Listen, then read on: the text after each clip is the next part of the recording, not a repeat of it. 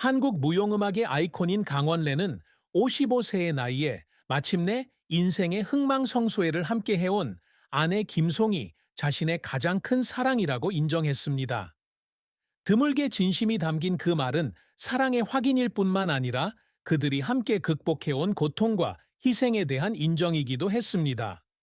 전설적인 댄스 듀오 클론의 멤버인 강원래는 경쾌한 비트와 폭발적인 댄스 동작으로 한국과 아시아를 뒤흔들고 있습니다. 하지만 무대의 후광 뒤에는 깊은 상처와 형언할 수 없는 슬픔을 지닌 남자가 있으며 인생에서 가장 큰 사건을 겪은 후 인생의 의미를 찾기 위한 힘든 여정을 겪고 있습니다. 강원래의 인생에서 가장 큰 슬픔은 2000년 11월 9일에 일어난 끔찍한 오토바이 사고였는데 이 사고로 인해 그는 걸을 수 없게 되었고 그의 인생의 궤적이 완전히 바뀌었습니다. 31세 클론에서 최고의 활약을 하던 시절 그는 서울 신논현 사거리에서 불법 유턴을 하던 소나타 2와 오토바이가 충돌하는 사고를 당했습니다. 이 사고로 인해 그는 뇌출혈을 겪었고 다리와 어깨가 부러졌으며 세 번째와 네 번째 흉추가 심하게 손상되어 허리 아래가 마비되었습니다. 병원에 입원해 있던 시절 의사들이 그에게 다시는 걸을 수 없을지도 모른다는 말을 전하자 강원래는 절망의 심연에 빠졌다. 그는 한때 자신의 세상 전체가 무너진 것 같은 느낌이 들었고 예술가, 댄서가 되어 자유로운 삶을 살고 싶다는 꿈이 순식간에 사라졌다고 말했습니다. 이런 슬픔은 신체적 능력의 상실뿐만 아니라 정체성 상실감에서도 비롯됩니다.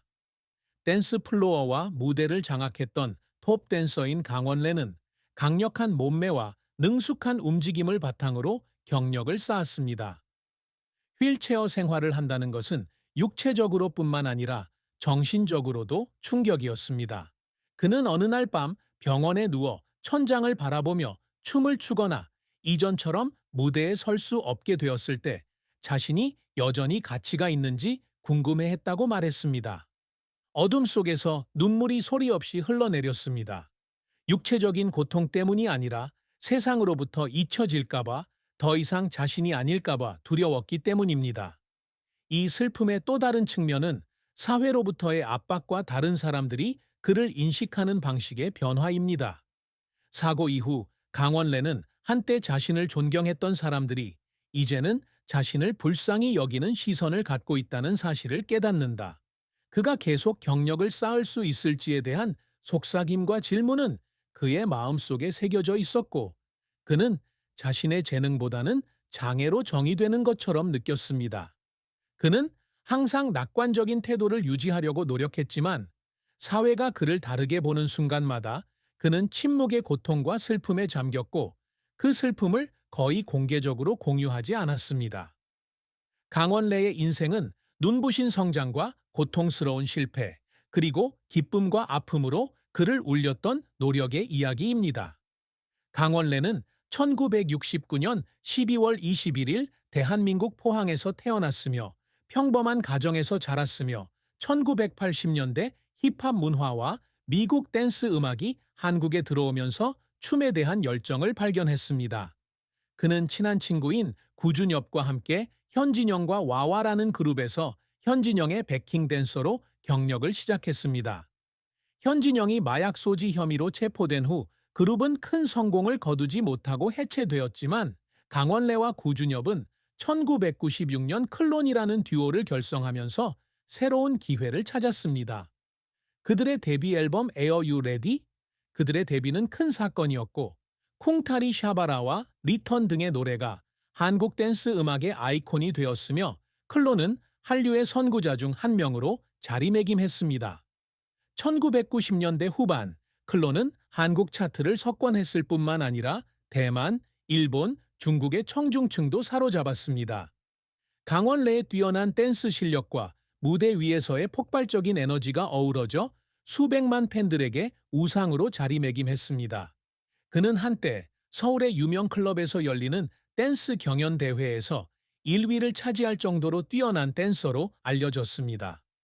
그는 또한 그룹 루라를 위해 엔젤스 버트 슬랩 등 여러 곡을 작곡하여 그의 다재다능한 재능을 보여주었습니다. 클론의 성공은 센츄리와 뉴 월드 등의 후속 앨범으로 정점을 찍었고, 이를 통해 그들은 당시 가장 영향력 있는 댄스 그룹 중 하나로 자리매김했습니다.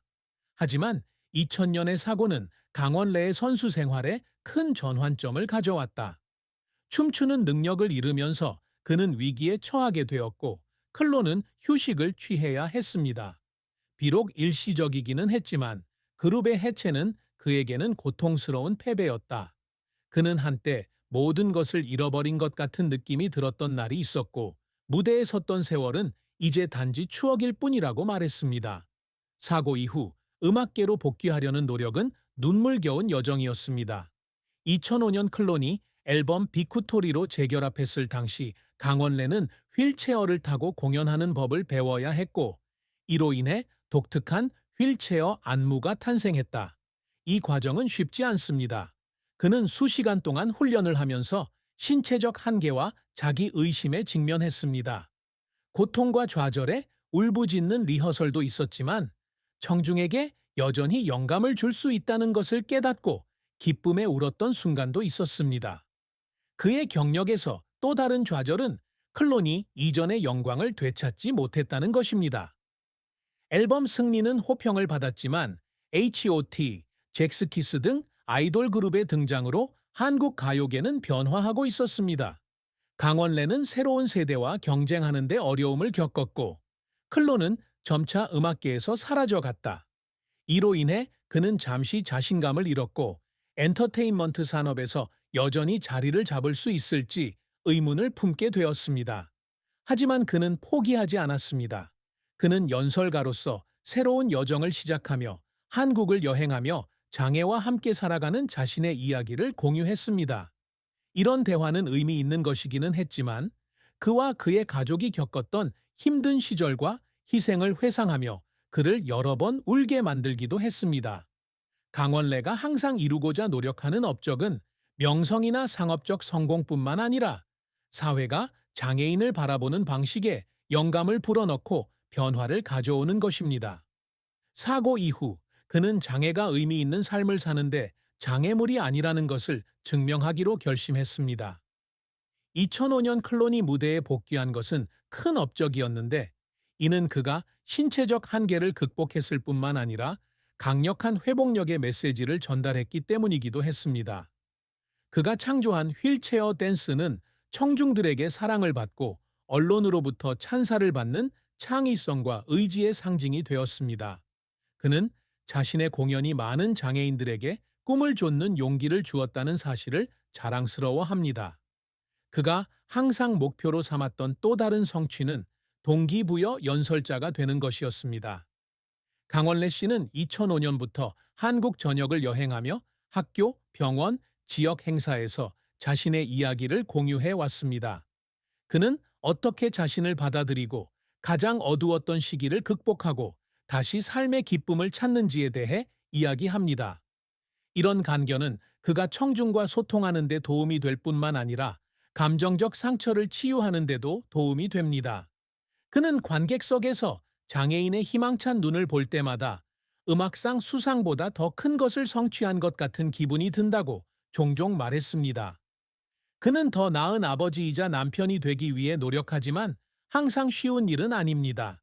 강원래는 아들 강선이 겪는 어려움에도 불구하고 항상 그에게 충만하고 행복한 삶을 주려고 노력한다. 그는 쇼니 클론의 영광의 시절뿐만 아니라 사고 후에 다시 일어선 모습에 대해서도 자랑스러워하며 잘하기를 바랐습니다. 이러한 노력은 트로피나 상 등으로 인정받지는 못했지만 가족과 인간의 가치와 관련이 있기 때문에 그가 가장 소중히 여기는 업적입니다. 강원래의 사랑과 결혼은 기쁨과 깊은 슬픔이 뒤섞인 감정의 여정이다.